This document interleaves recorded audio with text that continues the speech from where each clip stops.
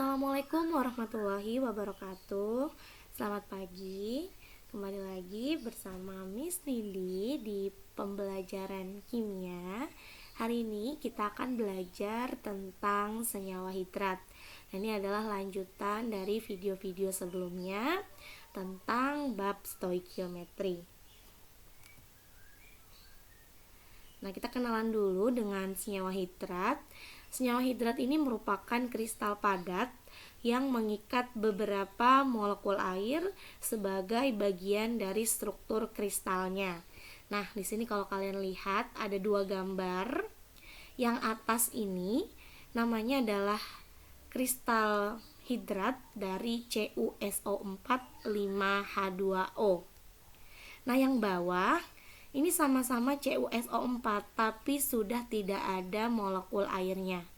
Kalian bisa lihat ketika dia mengikat air warnanya adalah biru. Namun ketika airnya terlepas dari molekul CuSO4-nya, maka warna kristalnya menjadi warna putih. Nah, untuk lebih jelas tentang percobaan senyawa hidrat ini, Miss punya sebuah video, mari kita simak bersama-sama. Ini adalah percobaan senyawa hidrat. Di sini menggunakan kristal biru dari CuSO4 5H2O. Warnanya adalah biru. Ini mau kita panaskan untuk menghilangkan kristal airnya. Ini dipanaskan di pembakar bunsen. Lalu CuSO4-nya yang berwarna biru ini dimasukkan ke cawan porselen. Jadi ini akan dipanaskan sehingga molekul airnya akan menguap dan kita akan lihat bagaimana perubahan warna kristalnya. Nah, ini sudah mulai menguap airnya, lihat perlahan-lahan kristalnya berubah menjadi warna putih yang tadinya berwarna biru. Nah, ini adalah kristal putih atau senyawa anhidrat dari CuSO4 5H2O. Jadi kalau hidrat tadi masih ada airnya, kalau anhidrat airnya sudah menguap. Nah, kalau kita berikan air ya, nanti warnanya akan berubah kembali menjadi biru.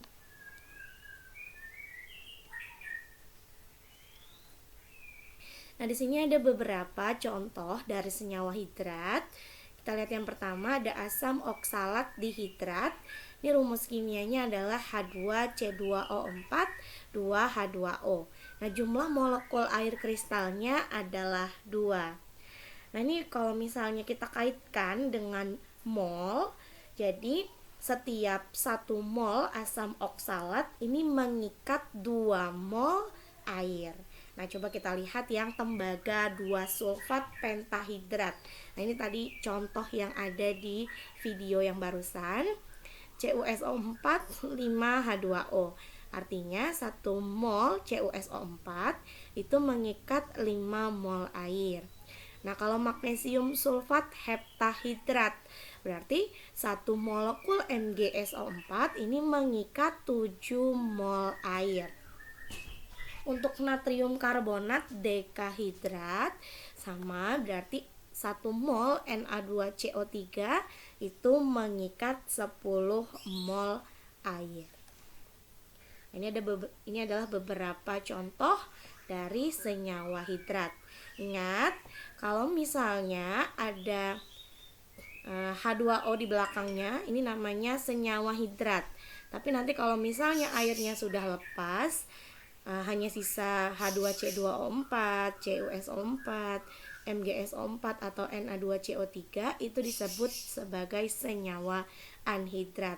Nah, untuk lebih memahami perbedaan dari senyawa hidrat, senyawa anhidrat, dan molekul air, kita akan bahas melalui contoh soal. Nah, untuk menentukan rumus molekul senyawa hidrat berdasarkan perhitungan, di sini Miss sudah tuliskan langkah-langkahnya. Yang pertama adalah mencari mol senyawa anhidrat, yang kedua mencari mol air, yang ketiga menentukan koefisien X atau jumlah molekul air kristal, yang keempat adalah menentukan rumus molekul senyawa hidrat. Nah, untuk lebih memahami bagaimana cara penggunaannya saat mengerjakan soal, kita akan bahas contoh soal yang pertama. Di sini ada contoh soal yang pertama. Seorang siswa melakukan percobaan senyawa hidrat. Siswa tersebut memanaskan sebanyak 5 gram senyawa hidrat CuSO4. Kemudian dipanaskan sampai air kristalnya menguap. Jika massa padatan yang terbentuk adalah 3,2 gram, maka tentukan rumus hidrat senyawa tersebut. MrCuSO4-nya adalah 159,5 gram per mol dan MrH2O-nya adalah 18 gram per mol. Nah,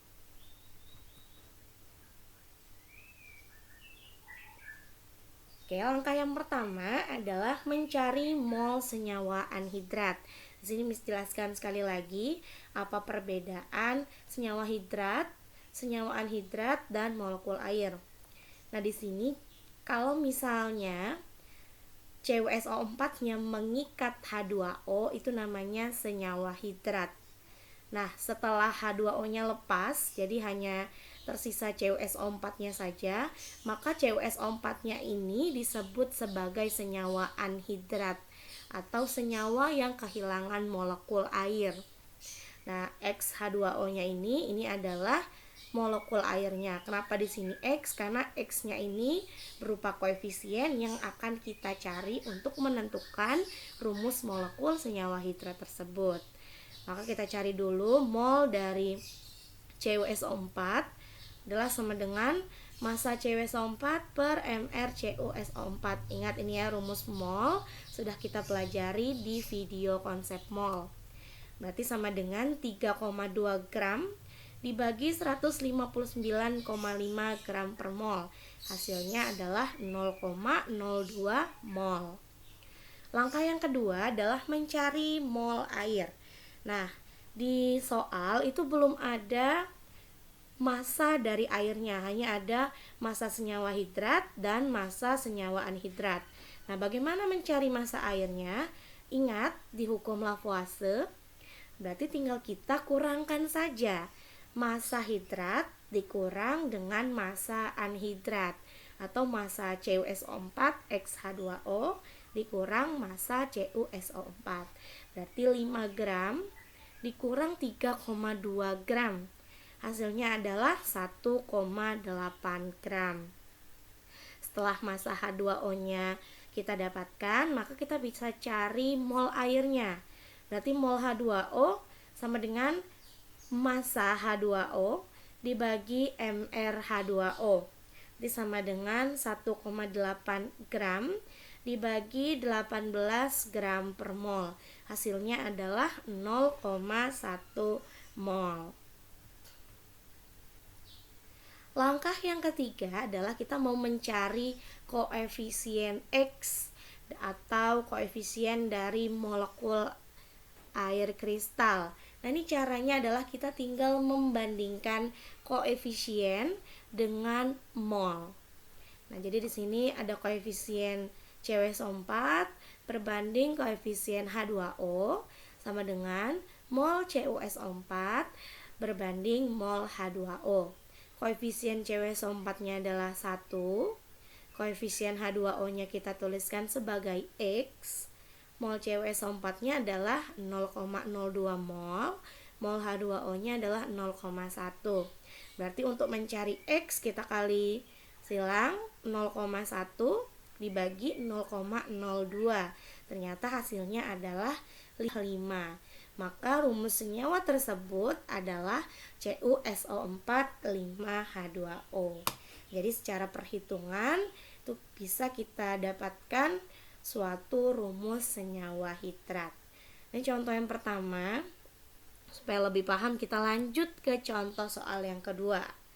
Senyawa MgSO4-X-H2O dikenal sebagai garam Inggris. Seorang praktikan ingin mengetahui rumus molekulnya dengan memanaskan 123 gram garam Inggris. Setelah dipastikan semua kandungan airnya menguap, ternyata massa kristal tersisa 60 gram. Jika ARMG sama dengan 24 gram per mol, H sama dengan 1 gram per mol, O sama dengan 16 gram per mol, dan S sama dengan 32 gram per mol, tentukan rumus molekul garam Inggris tersebut. Nah, ini langkah-langkahnya masih sama seperti contoh soal yang pertama. Yang pertama kita cari dulu mol senyawa anhidratnya. Berarti karena di sini MgSO4-X-H2O, senyawa anhidratnya adalah MgSO4. Di soal tadi diketahui masanya adalah 60 gram. Nah, MR-nya belum diketahui, maka kita cari dulu MR MgSO4. Di sini berarti 1 dikali ARMG ditambah 1 dikali ARS ditambah 4 dikali ARO. 1 dikali 24 ditambah 1 dikali 32 ditambah, karena di sini ada 4, maka 4 dikali 16. Maka kita jumlahkan 24 ditambah 32 ditambah 64 sama dengan 120 gram per mol.